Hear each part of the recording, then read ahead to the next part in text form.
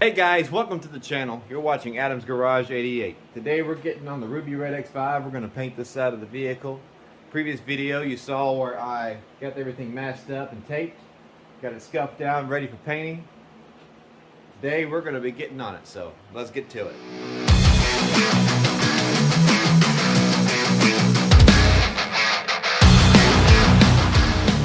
Alright guys, here you can see I'm mixing up the red paint for the car, for the base coat.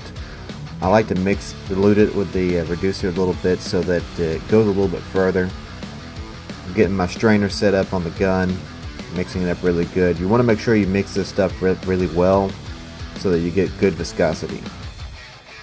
As you can see here, I'm painting the car, getting a nice good base coat down on it. Make sure I don't have any weak spots in the paint. Checking it out. I put a second coat down because I didn't like the first coat. It was a little thin spots in certain areas, so I put down a second coat.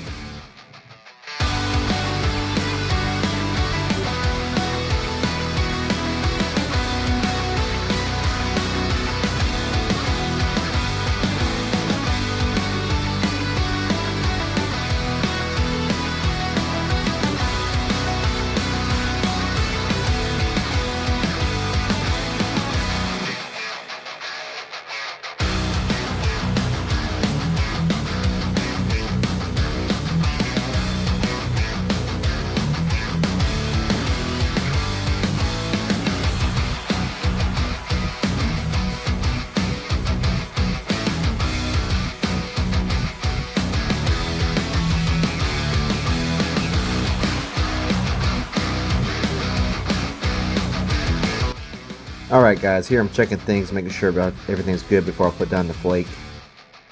I just spray it real quick and easy. I try to get a nice good coat over everything. Make sure I have no weak spots in there. A nice good clean smooth coating on it. Here I'm mixing up another batch. Now you gotta be very vigilant on making sure that you don't have any thin spots. You want to make sure you have nice even coverage over it.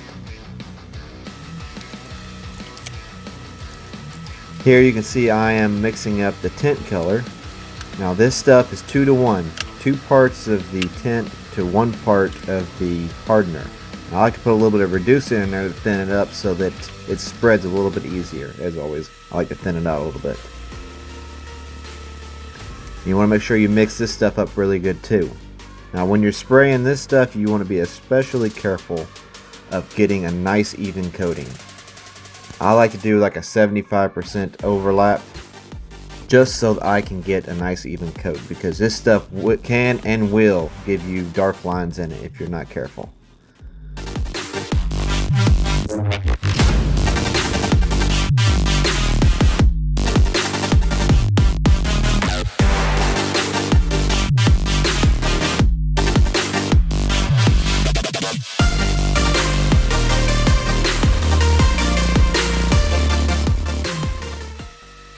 Alright, now you want to make sure you clean everything that you have.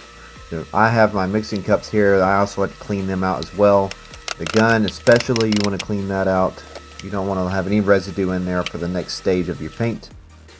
I pretty much just use the reducer that I have for the paint as well. It does a really good job at cleaning things, getting things ready to go. Plus I don't have to worry about any chemical overlap, you know, that might alter or affect my paint job as I'm trying to do this. So it just really helps out as you're going.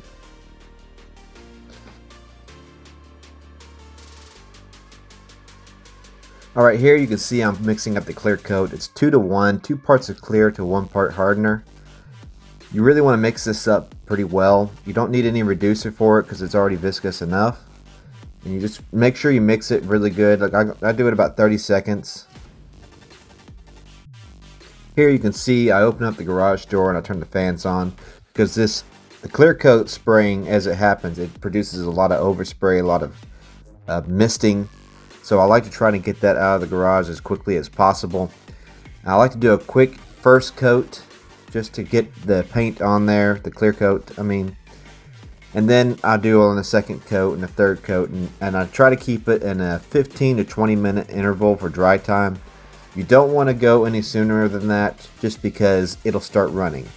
And once you start getting runs in it, it's hard to get out. I mean, you're pretty much going to possibly have to start all over again, and that's not something you want to do.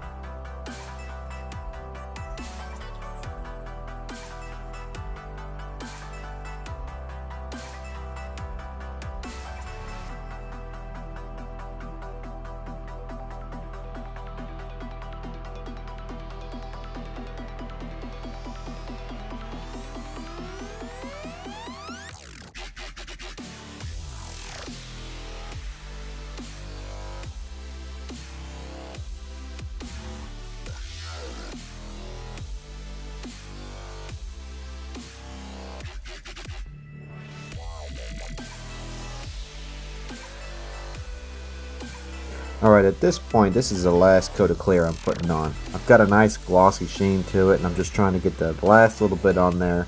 Use what's left in my gun so I don't have to throw it away.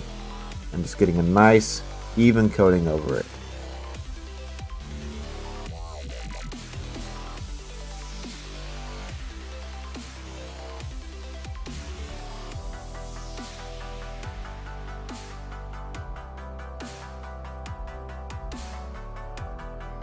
Alright guys, as you can see, wow, I mean, look at the results. Look at that sparkle.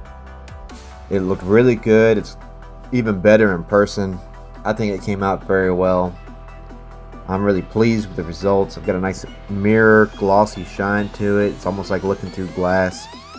It just looks really good. I mean, in my opinion, I think I did a pretty good job at it. Tell me what you think in the comments below, guys. I mean, should I do this to my E36? You know, maybe a different color or something. Just let me know. Alright guys, that's a wrap for today. Got this thing all painted up, ready to go. So let it dry, cure. Takes about 24 to 48 hours to do so. Then we'll come back and we'll put on the fender flares, get everything all buttoned back up, put all the trim back on, and drive this thing out of the garage. Till next time, see you then.